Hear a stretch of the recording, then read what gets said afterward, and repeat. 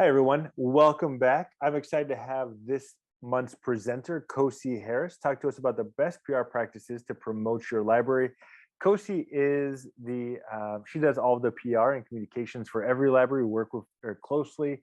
We've been working with her for 2 to 3 years, and she's really done a lot for us to help connect us to more media across the internet and in print. And we're really excited to have her here to speak with all of you. So thank you so much, Kosi, for presenting today, and I'll leave it to you. Great. Thank you so much for that introduction, Patrick. I will be presenting now the best PR practices to promote your library. Very important right now to be adaptable and also to be flexible due to the ever-changing nature of society in the world right now. Table of context. I just explained the about what we're going to be talking about. I'll go through the difference between marketing and public relations, setting realistic public relations goals, especially right now. I'll go into why 90 days is very important, how to create a successful public relations strategy, how to find the right journalists, how to write a press release, how to engage in reporters, what is an advertorial, how to find advertorials, how to find leads using HARO, Help a Reporter. This is a free service that I'll go into detail about. Who is the face of your library? What should go into a media kit for a library? What's the best ways to nurture relationships after a story is published? What is crisis communications and why is it important to have a backup plan when things go awry? Collaboration and recap. Difference between marketing and public relations. Marketing is focused on promoting and selling a specific product, where PR is more focused on maintaining a positive reputation for a company or a brand or an entity such as a library. Here are all the PR disciples that I will go into during the presentation. First one is media relations. This has been my specialty for about 5 years now, about just building relationships with reporters, editors, securing favorable coverage. This includes a lot of cold pitching, which I'll go into, distributing press releases, connecting with people on social media. Investor relations is obviously you want to keep investors happy. Public affairs, managing relationships and perceptions with stakeholders. Community relations, organizations and nonprofits, such as every library, need to think about how they maintain their connection with their surrounding communities. This also extends to communities online as well. Consumer relations, just how do you build relationships with the consumer base, which libraries have to do as well, for people to continue to go in and things of that nature. Influencer marketing, this is definitely more of a newer topic. It's not really openly discussed as a PR tactic, I think, as it should be. But I think in the next few years, we're going to see more PR and influencer marketing be more intertwined. And influencers could include people of the community, restaurant owner, librarians, teachers, and I'll go into that a little bit deeper. Crisis communications, shit goes down. And when things go down, then what do you do? What's the backup plan? And that's what I'll be talking about in this presentation. And last but not least, corporate social responsibility, where companies such as like a Google are helping to make more positive impacts by donations or helping out their local communities and giving back. So this is one example recently in the last two years when promoting every library where we use media relations to get a placement.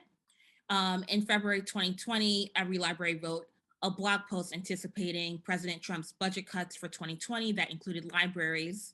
I took the blog post and created a press release targeting parenting, educational media, and a writer from Fatherly, which is one of the top parenting publications in the country, reached out that she was doing a piece on the budget cuts and wanted Patrick to include a few quotes in the article. The article also got syndicated on yahoo.com, so that was an added plus. Another example where I've used media relations and just current events to get a placement was with my work with the Tourette Association of America. In 2019, in the opening of Avengers Endgame, one of the members of the Tourette community was actually kicked out when the movie started because of her tics. She then posted a video describing her ordeal on social media and sent it to Tourette Association of America. At first, it was just going to be only a social media play, but I suggested to the team that I send the video to pop culture publications that were writing about the movie, but also national publications. And as a result, we ended up getting placements on people.com, comic book pop culture sites, and also BBC.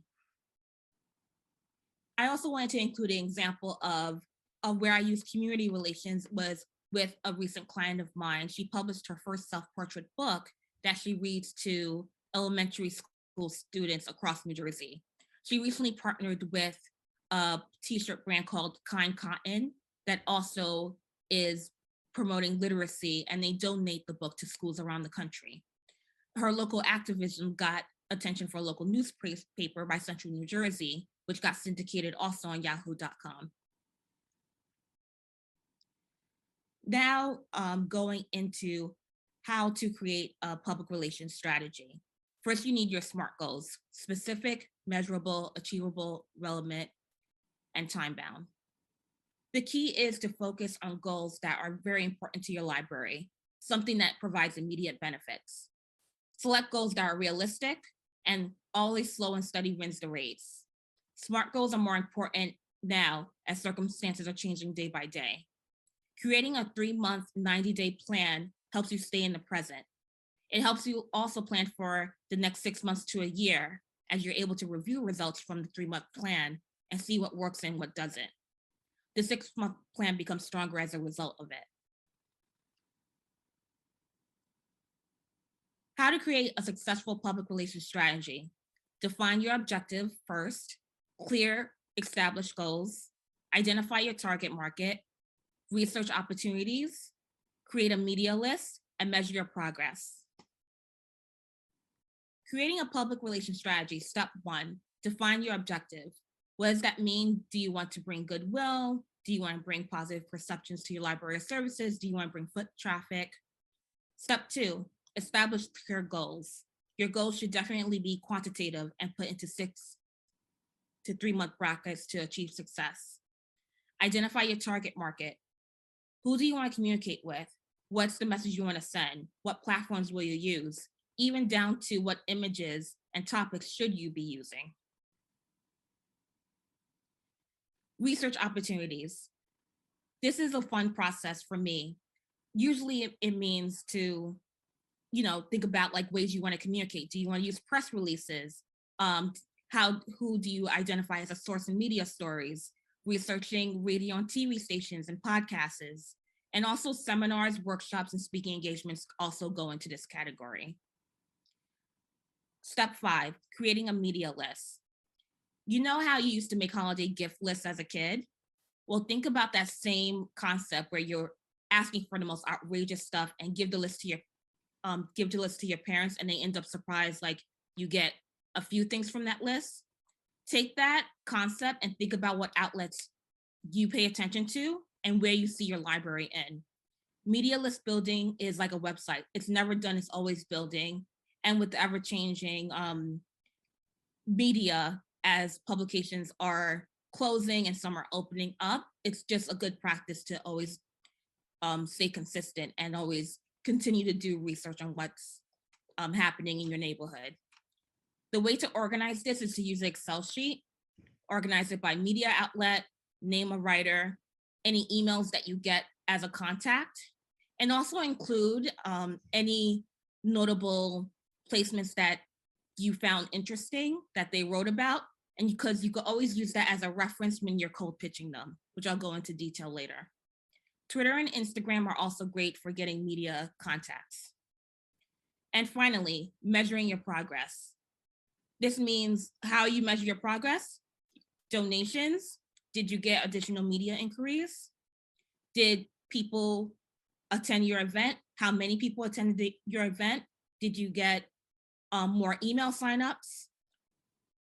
Those are all ways to measure your progress. At the end of your campaign, do a hindsight Did you achieve your goals? Do you need to modify? If so, and why? And again, this helps you get to those longer term goals. How to find the right journalists. Research your local media outlets. This includes blogs, newspapers, TV stations. See who's covering the topic you would like to talk about. One great example was when every library partnered up with the New York School Librarians Association. I looked up Metro and educational reporters in general.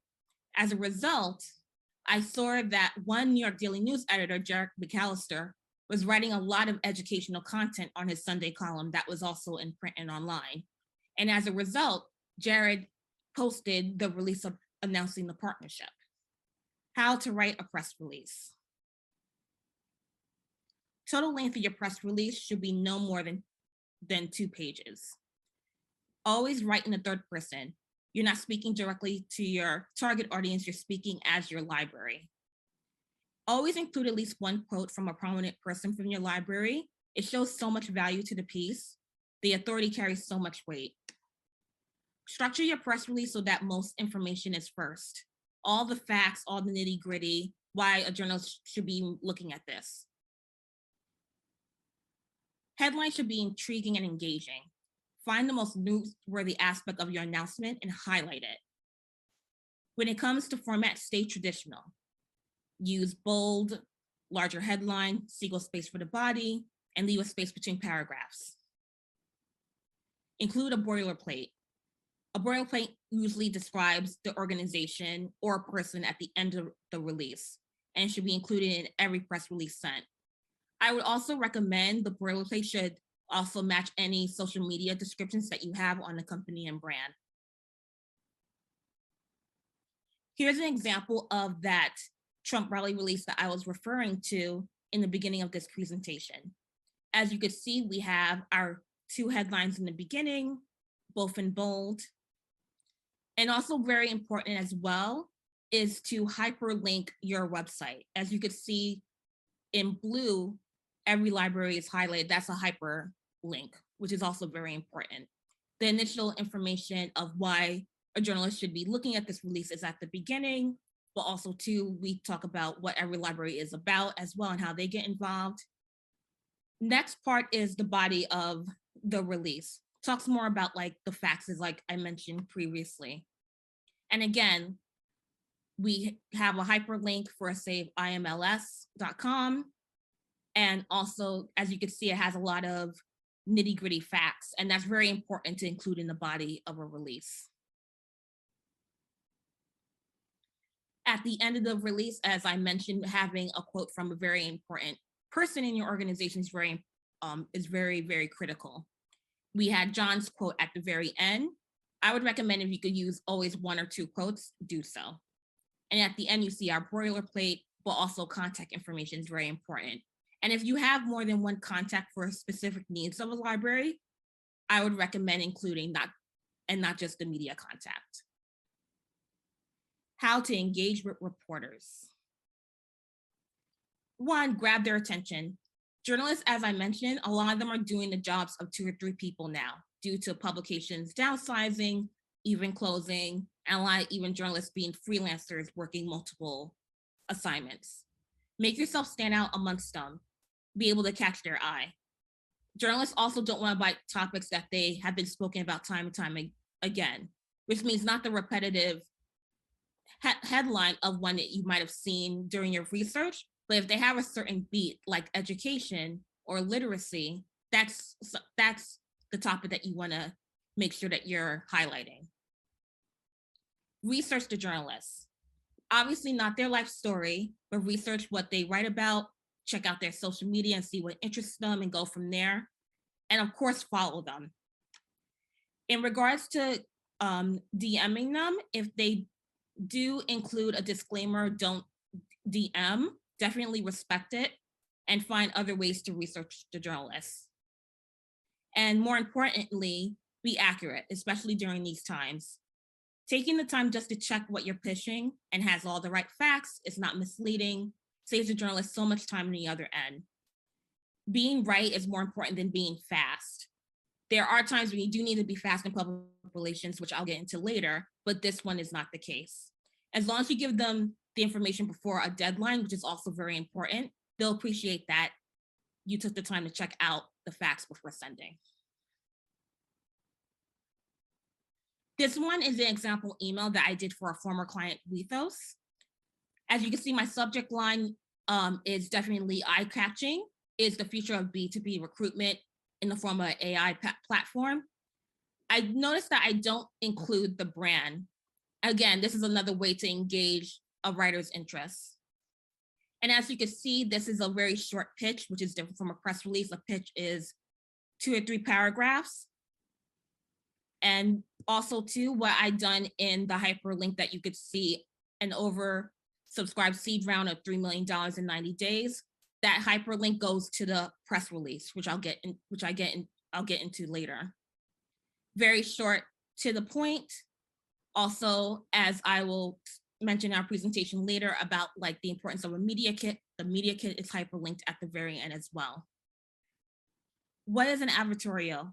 How to find its rates and quality advertorials. So an advertorial is a magazine, newspaper, or website content that looks and reads like a publication's content, where it's actually a paid advertisement. It's not forced, it's not in your face. Most likely you probably saw a lot of advertorials before looking at this presentation. Executed well, advertorials do provide a lot of value to the target audience while also selling a product or service, which benefits the brand at hand. Is a content marketing play that borrows the credibility of a site which they're published or promoted. So compared to traditional ads on notable sites, advertorials have really 3 great unique traits. It's a loophole to get past ad blockers. It's a better way to increase engagement over display ads. And it's also more space to tell potential buyers about your product. In regards to finding out what an advertorial rate is, it's definitely contacting the advertising team of a publication. You can always find these at the bottom of a website or sometimes at the beginning in the contact section, and they'll have an advertising section for you to inquire about. Definitely be very clear and transparent that you're looking for an advertorial, not an advertisement, so they could tell you that they can even provide that service. I know sometimes some publications don't.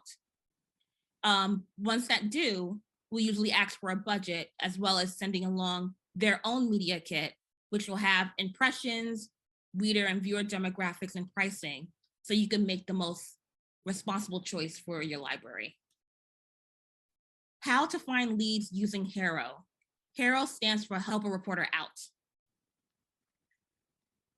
One of the easiest and most underutilized ways to get publicity is by using Help a Reporter Out. It's a tool that connects you with journalists. It's completely free, and you could use immediately to get PR for your business. And different publications like Huffington Post, CNN use it. It's a free subscription service. They send you inquiries about reporters and bloggers who are just looking for sources to help their stories become more better. And also there's times where there'll be case study inquiries as well. When you sign up for a free subscription, you start getting emails from HARO in the morning, afternoon, and evening. And also these leads are very short. They could be a turnaround time for a writer within a day, a few hours, or a week. It's never a few weeks. So let's say like you missed out on a few HARO inquiries like the past day and a half, I would delete them and just move on to the next one. And a lot of categories are broken down in each HARO email: business, lifestyle, technology, and education, as you could see. So one example how I used HARO recently to get a placement for a client was an inquiry I saw for Adweek on HARO's website. They were needed some influencers and influencer marketing experts to talk about the influencer pay gap. I submitted my client, Tiffany Harden, who is the CEO of her own influencer marketing firm called Guild Creative Group. and they ended up using a lot of quotes from her. As a result of that, Cheddar TV asked Tiffany to be on, seeing the Adweek placement, and they asked Tiffany to be on their show a week later. As you can see here, I created this template for you guys to reply to any Herald inquiry that catches your eye. First, you'll go to the subject line, writing the credential title and the actual topic at hand. In the email body, you'll introduce yourself, mention where you're affiliated with, the subject line at hand. In the requirements section, is very important, highlight how you're qualified for the story. If they ask for a specific location, identify where you are located. Going back to the body of the email in reference to your query based on, include the subject again, and also talk to the reporter about what you can do to help them with this story. So if a writer says, I'm looking for easy, actionable steps for women to negotiate salary, or why they want to be hired, provide them 1 to 3 steps with 1 or 3 sentences describing each. And many times a blogger or reporter will run exactly what you send. So it's very important to not hold anything back. And also to make sure everything's accurate. Again, going back to the thing, then you'll go to, would you be interested in talking to me further about subject at hand? And then you can put your contact information. Always end the email with a call to action, whether it be a question, an offer to provide more information, and contact details. Who are the faces of your library? It could be obviously a librarian. It could be volunteers, security guard, or any stakeholders or community members that are very involved in your library. When identifying the face of your library, consider the following: expertise, and this is why you should always have multiple faces of your library. You want to make sure that whoever is selected is well versed in the subject matter at hand. They could be various spokespeople for a library, as I mentioned, career development experts, literary experts, and also be collaborative with spokespeople and make them feel more at ease with media. Are they articulate? This is the obvious one, but if a spokesperson should be able to speak well and clearly in front of a large audience, and also be comfortable with microphones and cameras, and as well as like virtual equipment like ring lights. How relatable are they? This is also very important. Best spokespeople are very charismatic. They could relate to others, have a likability about them. You want your spokesperson to be able to keep their composure and control their body language, and make sure their words are not saying one thing, but their face and body is saying another. What should go into a media kit for a library? This is every library's media kit. Front page has every library's socials, where they're located. Second page includes biography, past images from an every library event. Next page shows the faces of every library, John and Patrick. Also talks about past interviews, articles, and speaking engagements. This is it more step-by-step for when you want to have a media kit for your library. Include the history of the library, biography of key players, stats highlighting any growth or success of a library. This could also include a very successful event. If there was a lot of foot traffic, that's very notable to put in.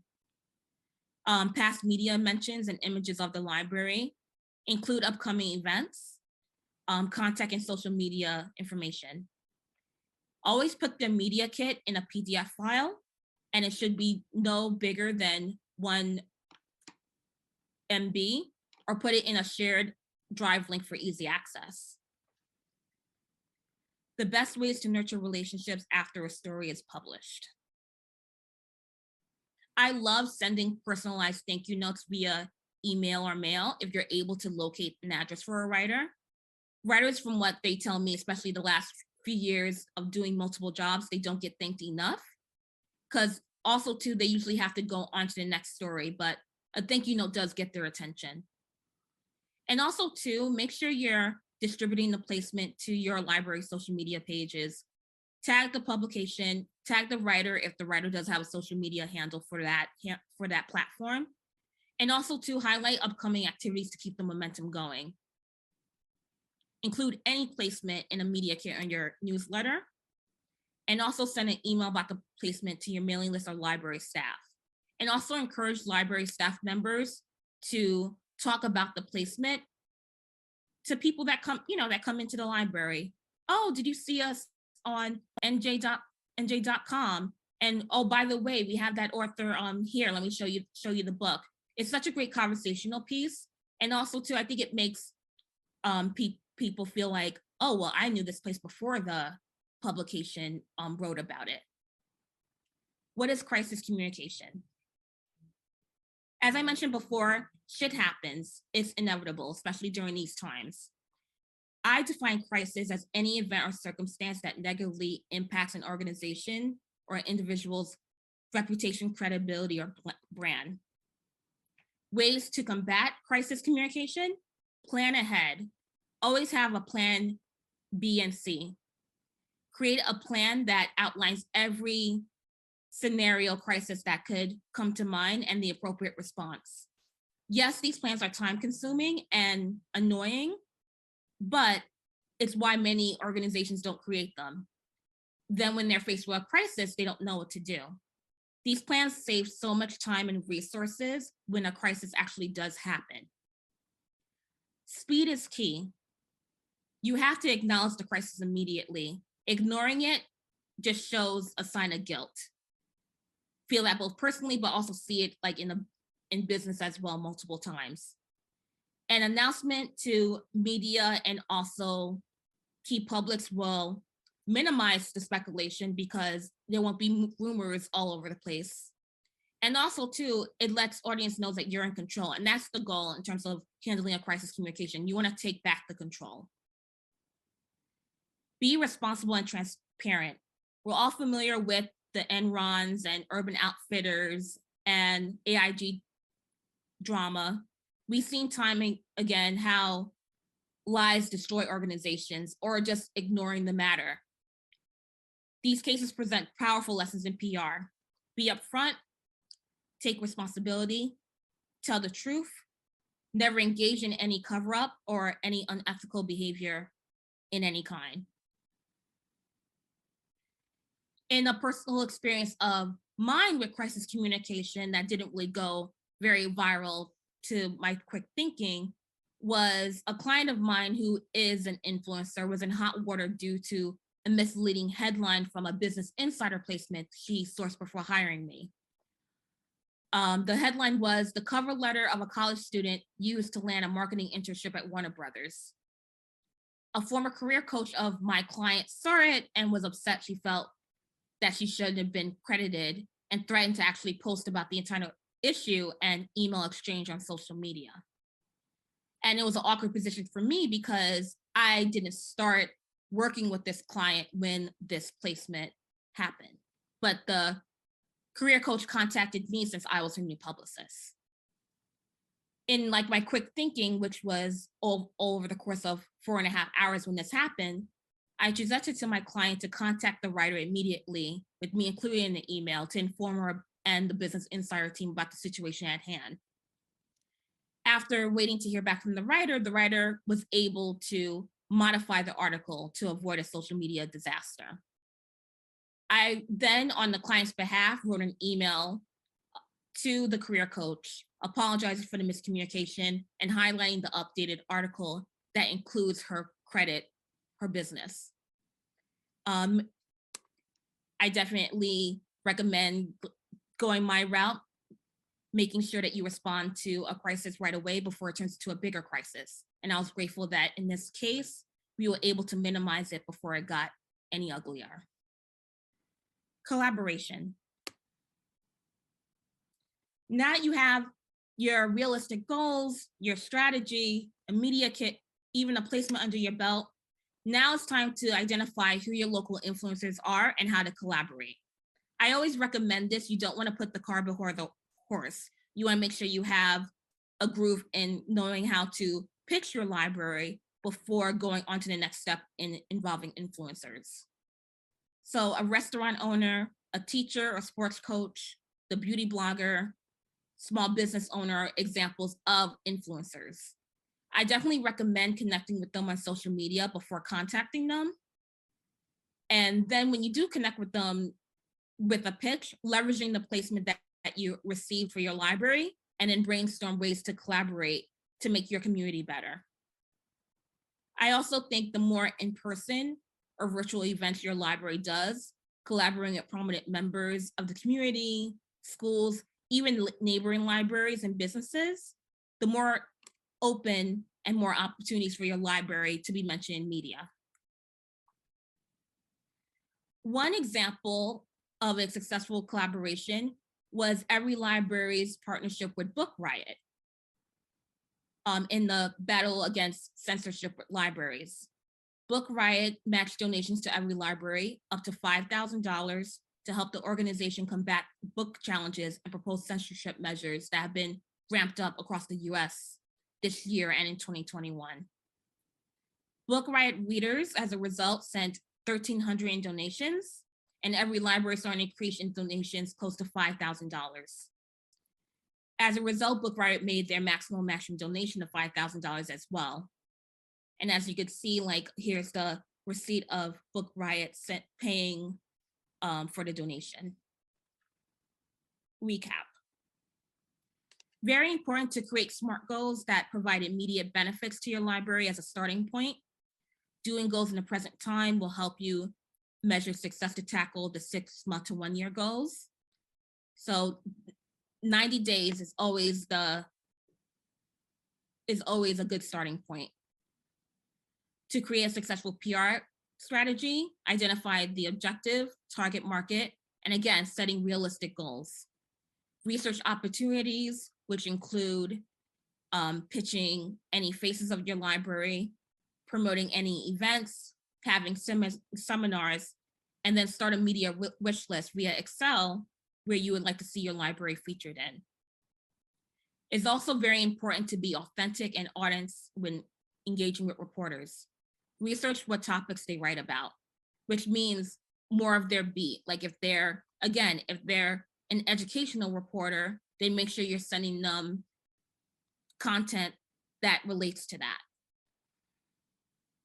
Advertorials can provide value to target audiences while also selling a product or services.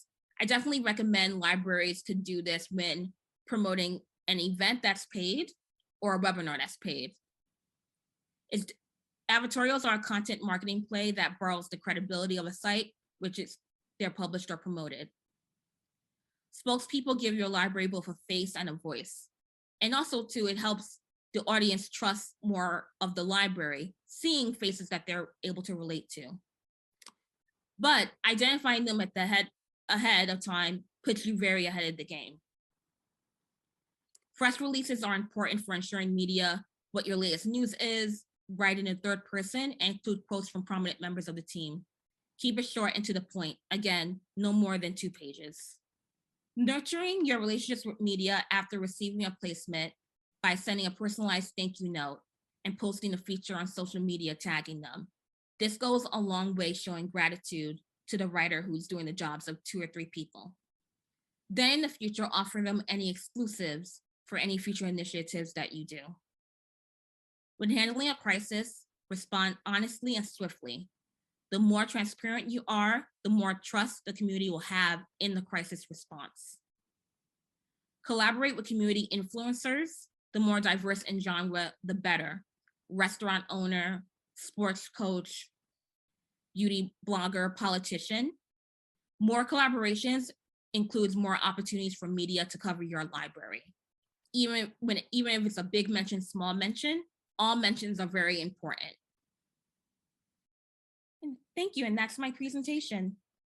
Please contact me if you have any other questions at kosiharris.com or follow me on Instagram at kosiharrispr, Twitter at kos27, and follow me on Facebook at kosiharrispr. Thank you.